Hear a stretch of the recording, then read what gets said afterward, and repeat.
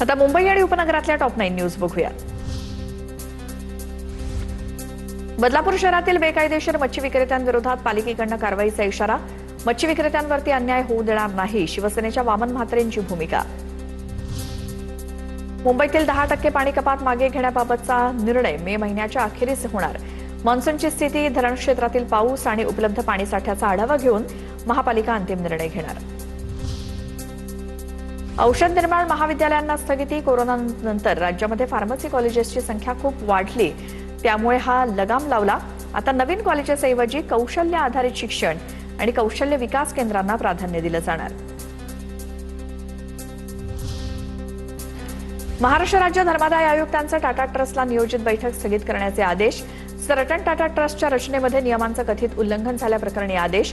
चौकशी पूर्ण होईपर्यंत बैठक नको, धर्मादाय आयुक्तांची माहिती। डोंबिवलीमध्ये लोकलबंद पडून तरुण जखमी। गर्दीच्या लोकलमध्ये पडल्यानं तरुणाला गंभीर जखम, तर तरुणावर डोंबिवलीतल्या खासगी रुग्णालयामध्ये उपचार सुरू।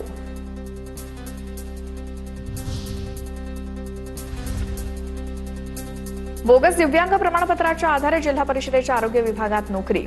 पालघर जिल्हा परिषदेतील धक्कादायक प्रकार समोर। बोगस प्रमाणपत्राचा भांडाफोड होताच महिला कर्मचाऱ्याला पुण्यातनं अटक। शेतावरील झोपडीत एकट्या असलेल्या विवाहित महिलेची गळा आवळून हत्या। पालघरच्या डहाणू तालुक्यातील मोडगाव खोरीपाडा इथली घटना। हत्येच्या घटनेनंतर परिसरात खळबळ, पोलीस तपास सुरू। पालघर शहरामध्ये घरफोडीच्या घटनेचा उलगडा। सराईत चोर पोलिसांच्या जाळ्यात। देवीशा मार्गावरील नंदाभुवन इमारतीमध्ये चोरट्यांना 1.5 लाखांचे दागिने आणि रोख रकमेवरती त्यांनी डल्ला मारला होता। आरोपी विरोधात याआधी सुद्धा चोरी केल्याच्या तक्रारी।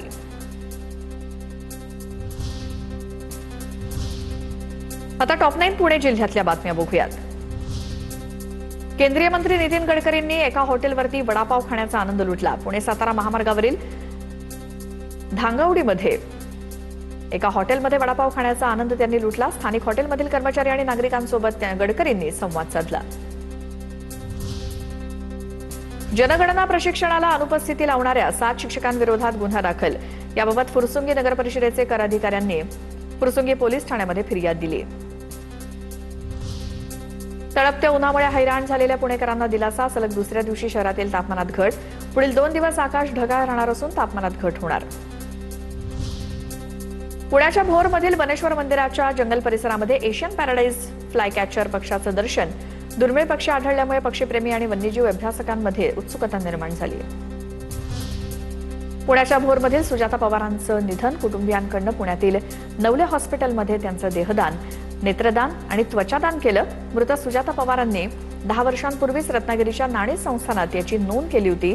कुटुंबियांच्या निर्णयाचं सर्वत्र कौतुक। पिंपरी चिंचवडमधील डी.वाय. पाटील विद्यापीठातील गर्ल्स हॉस्टेलवरती आलेल्या एका पार्सलमुळे खळबळ। संशय आल्यामुळे सुरक्षा रक्षकाचा पोलिसांना फोन। तपासणीनंतर बॉक्समध्ये टेडी बेअर असल्याचं समोर। पुण्याच्या येरवडा जेलमधनं 4 दिवसात 2 कैद्यांचं पलायन। जन्मठेपेची शिक्षा सुनावलेले कैदी पळून गेले। या प्रकरणी येरवडा कारागृह प्रशासनाकडून चौकशी समिती स्थापन। दोषींवरती लवकरच कारवाई केली जाणार। पुण्यातल्या दिवे घाटामध्ये दहशत माजवणाऱ्या गावगुंडांना बेड्या। फुरसुंगी पोलिसांनी अटक केली। अन्यायिक अल्पवयीन मुलगा ताब्यात। मुंबई पुणे महामार्गावरील मिसिंग लिंकवरती भीषण अपघात। 3घांचा दुर्दैवी मृत्यू, तर 4 जण गंभीर जखमी। अतिवेग आणि निष्काळजीपणामुळे अपघात। पोलिसांकडून अपघाताचं नेमकं कारण शोधण्याचं काम सुरू।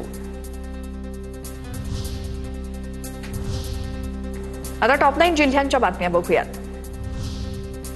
कोकण आणि विदर्भ आता रेल्वे मार्गाने जोडलं जाणार। कोकण रेल्वे मार्गावरनं धावणारी नागपूर मडगाव गाडी ही आजपासून नियमित केली। नागपूर, अकोला, अमरावतीमधील नागरिकांना थेट कोकणात जाता येणार।